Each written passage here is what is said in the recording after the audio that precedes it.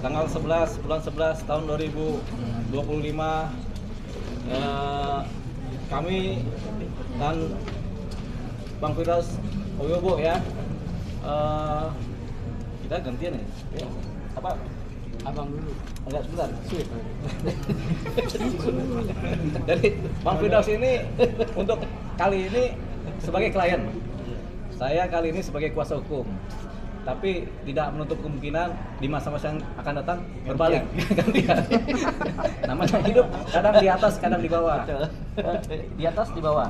Saya senangan di atas. Ini yang di atas. Sampai Kita juga di atas, tapi roda berputar. berputar betul. Di atas, putar lagi ke atas lagi. Iya, Putar lagi ke atas lagi. Jadi nggak pernah di bawah.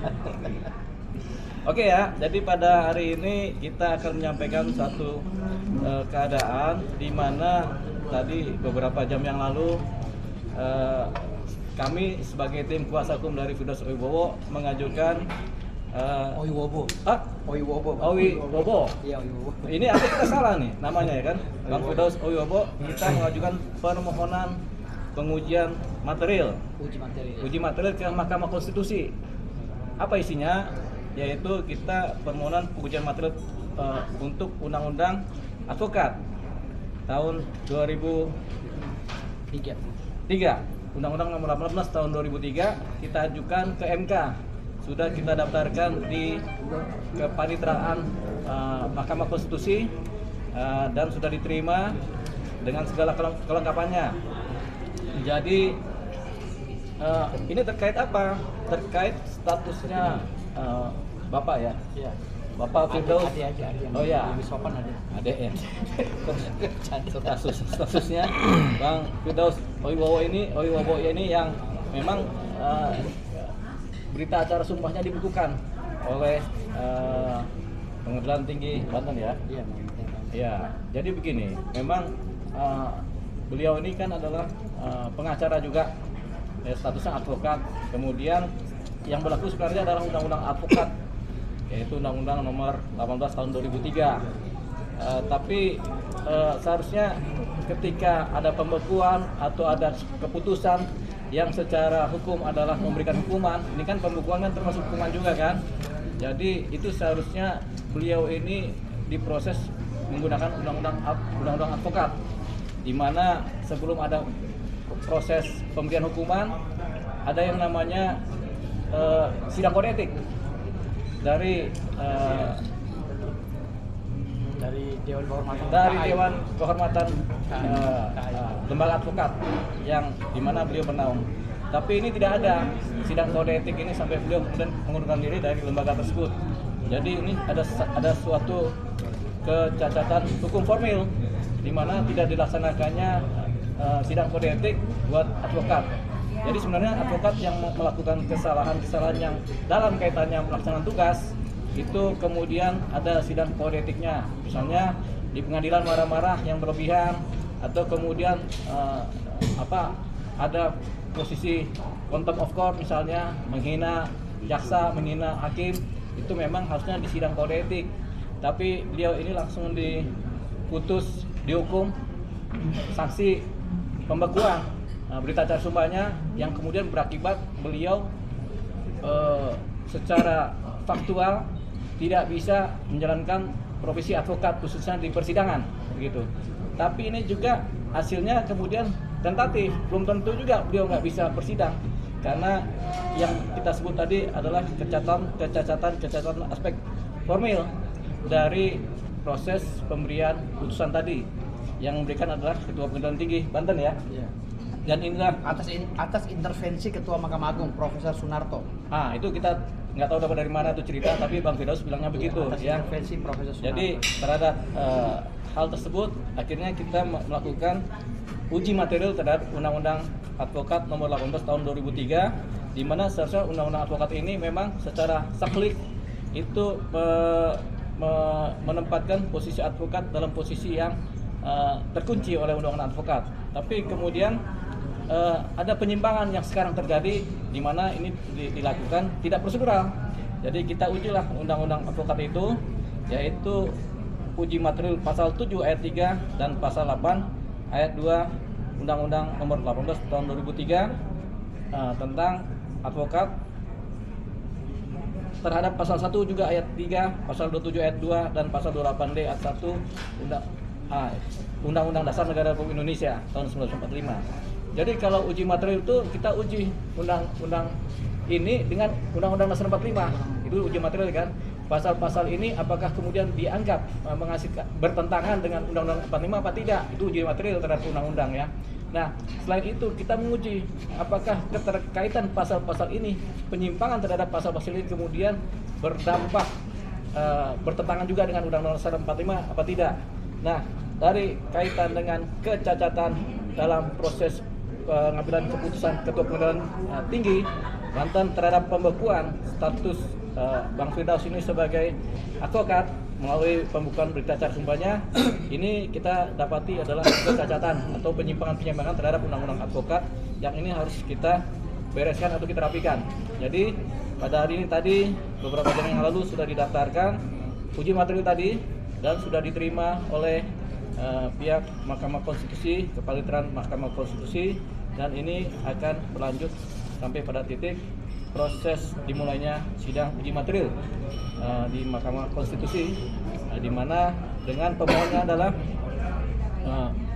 Firdaus Oyobo didampingi kuasa hukumnya saya sendiri dan tim Dioli Payumara dan rekan. Jadi nanti kalau teman-teman media mau bertanya, itu yang akan kita bahas pada saat press conference pada sore hari ini, begitu. Untuk lebih perdalam materi, silakan Bang Firdaus Oyobo menceritakan duduk soal dari apa yang sebenarnya terjadi terdahulu sampai saat ini. Silakan Bang Firdaus. Iya. Jadi Assalamualaikum warahmatullahi wabarakatuh. Assalamualaikum. Terima kasih kepada rekan-rekan media yang jumlahnya berapa ratus ribu orang. Alhamdulillah sudah memenuhi hotel ini ya. Terima kasih banyak. Jadi sebenarnya cerita ini berawal dari saya naik meja. Sebenarnya saya itu pulang syuting malamnya, syuting film laga gitu. Dan ada adegan naik meja. Tahu-tahu karena syutingnya nggak jadi di take malamnya, jadi paginya actionnya di nggak, itu bercanda. Jadi gini, hal yang tidak disengaja itu menurut analogi hukum itu tidak bisa ditafsirkan sebagai pelanggaran hukum karena itu di luar kesadaran. Jadi di dalam pasal 44 KUHP itu dinyatakan bahwa orang yang tidak sadar tidak bisa dipidana ataupun dituntut secara hukum apapun. Jadi akhirnya proses itu bergulir dan saya langsung dibekukan dalam tempo yang sesingkat-singkatnya. Bayangkan, tempo 2 hari saya langsung dikeluarkan pembekuan. Pemecatannya dilakukan tanggal 9, saya kronologis seluruh ya. Jadi tanggal 6 saya naik meja, nggak sengaja karena adanya jaksa yang mengepung klien saya, Rasman Nasution. Saya spontan naik meja ingin menyelamatkan klien saya. Lalu tanggal 6 itu viral, Hotman tanggal 7-nya keluar meminta saya dan Rasman dibekukan. Lalu tanggal 9-nya Kongres Advokat Indonesia hari Minggu memecat saya, mengumumkan pemecatan, dan hasil pengumuman itu dijadikan referensi oleh Mahkamah Agung untuk mengeluarkan surat penetapan pembekuan saya tanggal 11 itu. Lalu tanggal 11 saya dibekukan, tanggal 12 atau tanggal 13-nya saya diangkat oleh Dirjen AHU sebagai Ketua Umum Advokat. Bisa dibayangkan, saya dibekukan sebagai advokat, dipecat oleh Kongres Advokat Indonesia. Tanggal 13 saya diangkat oleh Dirjen AHU sebagai Ketua Umum Advokat Perkumpulan Badan Advokat Federasi Amerika Indonesia. Artinya saya secara de facto dan de jure masih melakukan kegiatan profesi sebagai advokat. Walaupun pembekuan dan pemecatan saya yang dilakukan oleh KAI dan Mahkamah Agung itu cacat formil. Kenapa saya bilang cacat formil? Karena tidak melalui mekanisme pasal 7 dan pasal 8 Undang-Undang 18 tahun 2003 tadi, ayat 3 dan ayat 1. Jadi tidak melalui proses sidang kode etik sesuai dengan apa yang diputuskan di dalam Undang-Undang 18 tahun 2003. Artinya pembekuan dan pemecatan saya itu cacat hukum. Dan yang lebih cacatnya lagi, yang memecat saya ini adalah Siti Jamilah Lubis, seorang ketua umum yang tidak terdaftar di Dirjen AHU. Ya. Karena setelah saya cek di Dirjen AHU, ternyata yang terdaftar sebagai ketua umum organisasi Kongres Advokat Indonesia adalah Indra Sanul Lubis almarhum. Dan sampai saat sekarang kongresnya pun masih sengketa. Ya, belum pernah ada penunjukan langsung oleh Dirjen AHU siapa sebagai pengganti Indra Sanul Lubis yang sah. Karena secara de jure belum tercatat di Dirjen AHU bahwa siapa saja yang akan berhak menjabat sebagai Ketua Umum Kongres Advokat Indonesia. Artinya sampai saat ini saya masih menafsirkan Kongres Advokat Indonesia masih ilegal dan kosong kepemimpinan. Jadi akhirnya saya memutuskan bahwa secara yuridis pembekuan saya atau pemecatan saya tidak sah secara hukum. Dan terlebih lagi yang lebih melanggar Undang-Undang Dasar 45 adalah kelakuan dari Mahkamah Agung, Profesor Sunarto dan kawan-kawan, ya, yang mengintervensi Pengadilan Tinggi untuk mengeluarkan surat pembekuan saya, dan suratnya tidak pernah disampaikan kepada saya sampai hari ini. Sudah 8 bulan. Ya. Dan impact negatifnya, semua kontrak saya di dalam perusahaan-perusahaan asing dan perusahaan nasional, ya, yang mengkontrak saya sebagai konsultan hukum, memutus kontraknya. Penghasilan saya ratusan juta sebulan hilang lenyap selama 8 bulan. Tapi saya nggak ada masalah. Saya biarkan mereka itu. Kenapa saya tidak melakukan tindakan arogan? Ya, sidang, karena tidak ada nomenklatur di dalam surat pembekuan saya itu melarang saya untuk bersidang. Di dalam pembekuan saya itu kontradiktum. Ya, Mahkamah Agung melalui Pengadilan Tinggi menggunakan alasan-alasan, dalil-dalil SEMA dan PERMA untuk membekukan saya, tetapi di ujungnya, di depannya itu menggunakan Undang-Undang 45, Undang-Undang 18 tahun 2003 tentang advokat. Jadi kontradiktum. Mana yang mau dipakai? Apa pakai SEMA atau pakai Undang-Undang 18 tahun 2003? Kalau pakai Undang-Undang 18 tahun 2003, jadi jalankan dulu pasal 7, pasal 8-nya melalui sidang kode etik. Kalau memang saya harus diberhentikan atau dipecat, saya harus diputus dulu, divonis dulu melanggar hukum, ya, dan sekurang-kurangnya saya pidana penjara 4 tahun penjara. Tapi saya belum pernah disidangkan, belum pernah diperiksa, belum pernah divonis 4 tahun penjara. Saya sudah dipecat oleh KAI ilegal yang dipimpin oleh Siti Jabila Lubis. Ya.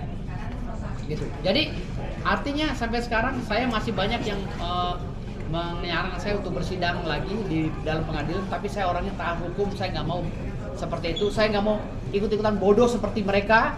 Saya nggak mau ikut-ikutan arogan seperti mereka dalam menerapkan hukum yang ada di Indonesia, karena saya taat hukum. Jadi saya melalui tim kuasa hukum saya, Pak Deoli Payumara, ya. Jadi saya meminta beliau untuk mendampingi saya melaksanakan permohonan di dalam pengajuan judicial review di Mahkamah Konstitusi. Gitu. Alhamdulillah hari ini sudah diterima, dan insya Allah kami akan pertanyakan semua secara detail dasar hukum mereka membekukan saya apa. Gitu. Dan saya akan mengundang Bang Rasman Arief Nasution juga nanti sebagai saksi di dalam persidangan judicial review itu. Jadi Bang Rasman sudah setuju ini? Sudah setuju. Karena prosesnya udah benar-benar kacau balau gitu. Jadi Bang Rasman ini termasuk yang dibekukan juga, ya. Jadi begitu. Ya. Jadi itu tadi prolog yang disampaikan oleh kami, baik sebagai kuasa hukum maupun sebagai klien. Nah, silakan teman-teman media yang mau bertanya secara lebih detail, kami persilakan. Kalau bisa tanyanya ke sebelah saya aja, gitu. Ada pertanyaan? Bang Firdaus, kenapa baru sekarang dilakukan Bang? Padahal apa yang Abang sampaikan tadi sudah menjadi dasar hukum Abang untuk melakukan judicial review, Bang. Saya sudah menyurati Mahkamah Agung beberapa kali, hampir 8 kali saya minta maaf, ya, kepada Mahkamah Agung dan KAI. Semua saya total hampir 8 kali. Menyurati, mempertanyakan fisik daripada surat pembekuan saya. Tapi tidak ada itikat baik dari Ketua Mahkamah Agung yang bernama Profesor Sunarto, ya, untuk membalas surat saya. Entah dia itu takut pada saya, entah dia itu takut saya gugat, entah dia itu memang malu sendiri dengan tingkah lakunya yang sudah terlanjur kebablasan, ya, dengan menginstruksikan jajarannya untuk mengumumkan agar saya tidak boleh bersidang di seluruh pengadilan Indonesia. Entah apa yang terbersit di dalam benaknya, saya nggak tahu. Yang jelas saya secara gentleman sudah menyurati Profesor Sunarto di Mahkamah Agung untuk membalas surat saya. Dasar hukum saya dibekukan apa? Mau pakai Undang-Undang Mahkamah Agung kah atau mau pakai Undang-Undang 18 kah? Jadi kita harus benar memperjelas hukum di Indonesia, jangan sampai ada kontradiktum dalam proses penerapan hukum ini. Jadi kalau seandainya proses penerapan hukum ini tidak sesuai dengan undang-undang yang ada di Indonesia, maka Ketua Mahkamah Agung tidak layak untuk memimpin Mahkamah Agung hingga saat ini. Jadi jelas sudah di Indonesia ini, makanya kenapa banyaknya hakim-hakim yang korupsi, nyimpan uang, menimbun-nimbun. Karena Ketua Mahkamah Agungnya aja begini gitu loh. Bagaimana dia bisa mengawasi hakim-hakim yang korupsi, KKN dan penimbun uang, cuci uang.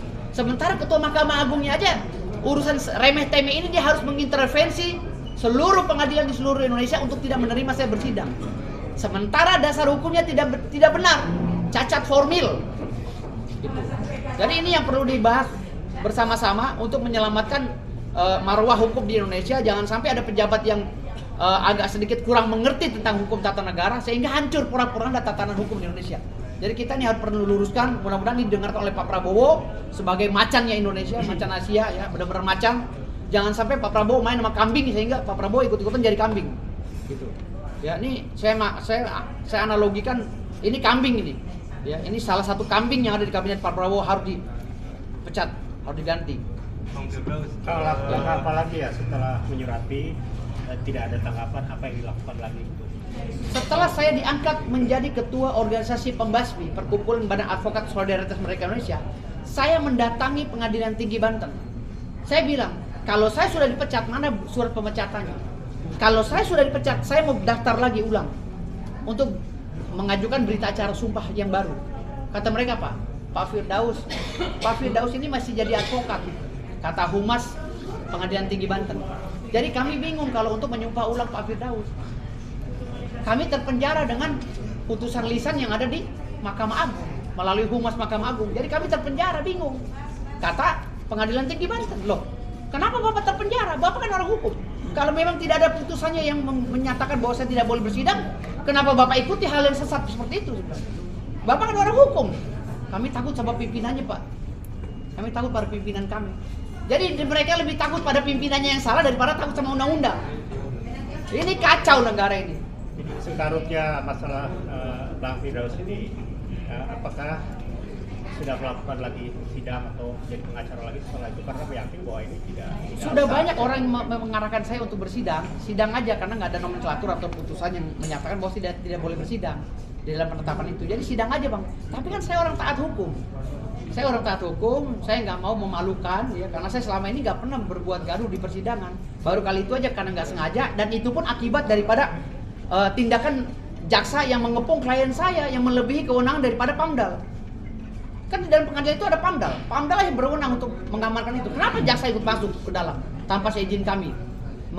Mendiskriminasi klien kami atau mengintimidasi klien kami. Makanya saya spontan naik gitu. Jadi Bang Firdaus ini baru sekali inilah dia bikin gaduh di dalam persidangan. Iya. Ya kan Bang Firdaus? Ya, besok-besok saya sering bikin gaduh. Ya. Kalau di luar sidang sudah bikin gaduh nggak Bang Firdaus? Sering. Sering.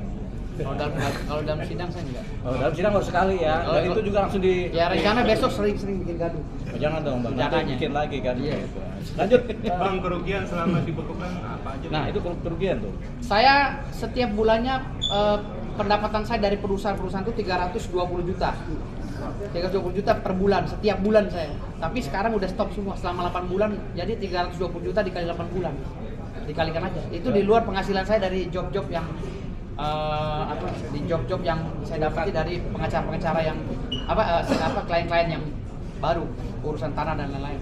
Tapi tiap bulannya saya beberapa perusahaan yang saya pegang akumulatif segitu, 320 juta. Bang Firdaus ini jobnya cuma dari pengacara aja atau dari ini Pak? Entertain atau dari mana Pak?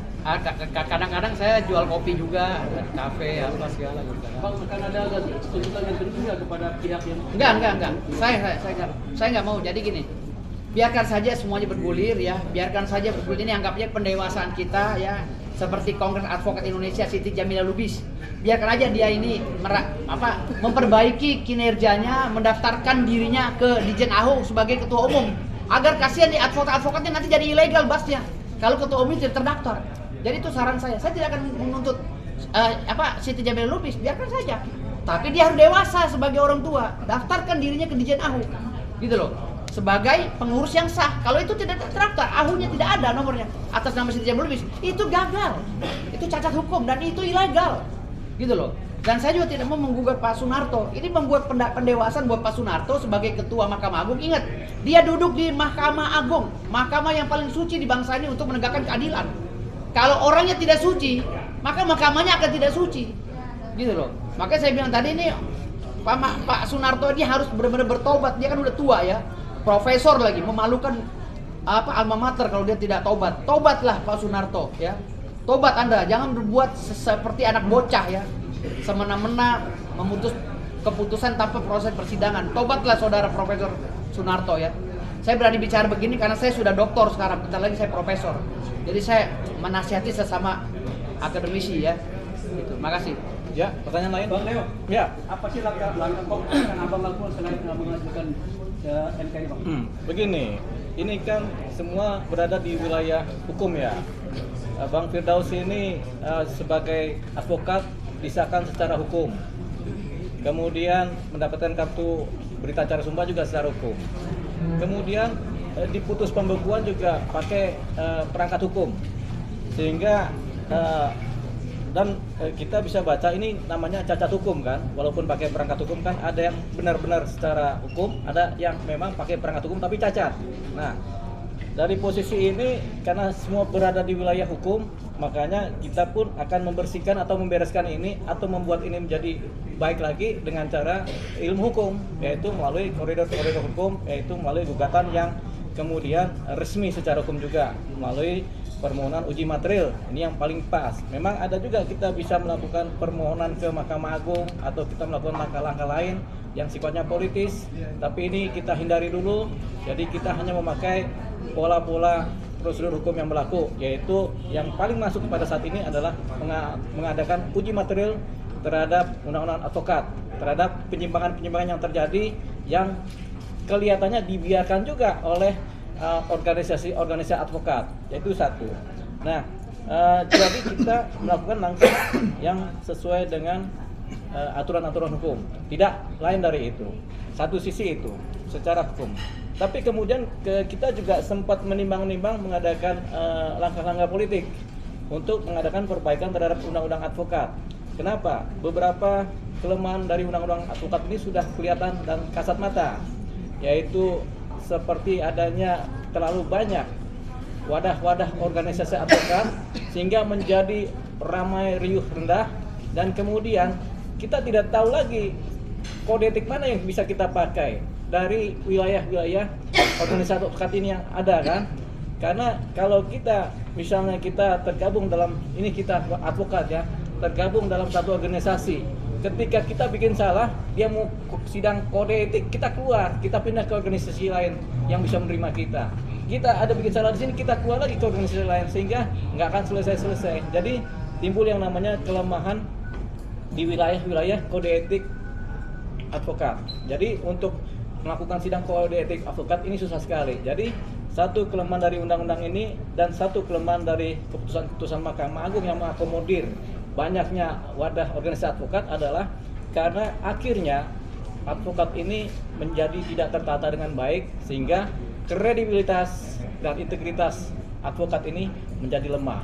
Dan ini yang dialami juga oleh Rasmano Sution dan oleh Bang Firdaus Owibowo dalam konteks adanya pelanggaran dan sanksi yang kemudian berada di luar undang-undang advokat. Nah, ini yang kita akan coba terjemahkan dalam uji material nanti di Mahkamah Konstitusi.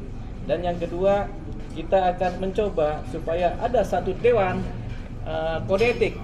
Kalau memang wadah-wadah organisasi advokat ini dibiarkan banyak, berarti harus ada dewan kode etik terhadap para wadah-wadah organisasi ini yang menaungi semuanya, sehingga ketika satu advokat di organisasi manapun dia buat salah, sudah ada dewan yang khusus menangani ini. Artinya kita perlu juga melakukan revisi terhadap undang-undang advokat.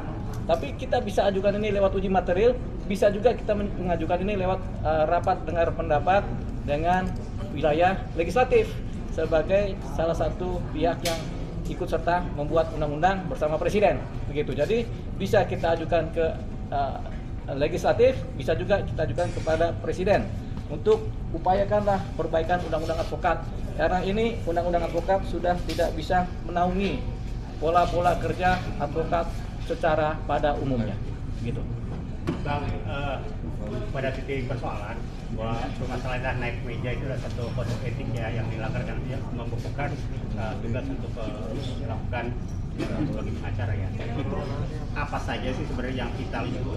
Apa sekali itu melakukan rusuh atau melanggar kode etik lalu dibukukan, atau harus satu kali, dua kali, baru tiga kali? Ya, jadi ini kan kode etik ini kan berasal dari kata etika ya, norma-norma yang dipatuhi bersama sebagai suatu keadaan normatif, keadaan yang bisa dibilang keadaan hukum yang harus dipatuhi. kode etik. Pelanggaran terhadap norma hukumnya adalah sanksi administrasi, begitu kan? Nah, kesalahan-kesalahan yang dilakukan oleh Bang Firdaus ataupun Rasman ini tampaknya masih dalam konteks wilayah kode etik juga, sehingga harusnya kode etik advokat ini berperan dalam melakukan pengawasan atau penindakan. Tapi ini tidak dijalankan, begitu. Yang ada undang-undang KUHP yang dipakai untuk langsung memproses ini, sementara yang terlibat di dalamnya ini adalah para advokat, yaitu Pak Firdaus dan Bang Rasman Nasution sendiri kan bukan sebagai advokat ketika dia di sidang, dia sebagai terdakwa, begitu. Jadi dia tidak dalam posisi sebagai advokat, tapi dia ya mungkin ada koridor tersendiri ya, ada perbedaan penanganan terhadap Bang Rasman dan Bang Firdaus seharusnya, karena kalau Bang Rasman sebagai terdakwa marah-marah itu di persidangan biasa itu, kayak Nikita misalnya itu marah kemana kan biasa-biasa aja itu kan. Tegurannya datang dari majelis hakim dalam suatu posisi disiplin persidangan sebagai terdakwa kan, itu Rasman. Harusnya dia juga nggak bisa dibukukan undang-undang ininya, dia punya status advokatnya. Karena nggak ada kaitannya dia sebagai pengacara pada saat itu, dia sebagai terdakwa bukan sebagai pengacara. Jadi dia tiba-tiba dibukukan undang ininya, berita acara sumpahnya. Ini kan nggak masuk karena dia tidak sedang bertindak sebagai advokat. Nah, ini tersendiri Rasman yang memang sebenarnya tidak masuk dalam kategori dia kemudian dibekukan berita acara semuanya. Yang kedua, Bang Firdaus juga begitu. Ketika dia melakukan kesalahan dalam koridor, ini kan koridor persidangan kan, yang resmi ataupun sudah selesai sidang, itu nggak apa-apa. Kita bisa anggap bersalah naik meja. Tapi ini penanganannya harus ditangani secara kode etik advokat dulu. Nah, ini kan tidak ada sama sekali. Baik Rasman, baik Bang Firdaus tidak ada kode etik yang menaungi mereka. Main putusin aja. Jadi main dihukum lah mereka. Jadi pembukuan ini bagi kami sama dengan hukuman sebenarnya. Jadi termasuk kan akhirnya tidak bisa bekerja sebagai advokat, tidak bisa mengambil nafkah dari sana, tidak bisa mendampingi klien. Hasilnya kan kerugian secara material dan imaterial. Begitu. Jadi ini kemudian yang kita elaborasi secara detail. Kita coba melakukan upaya-upaya supaya terjadi pembenahan terhadap hukum dan undang-undang advokat pada khususnya.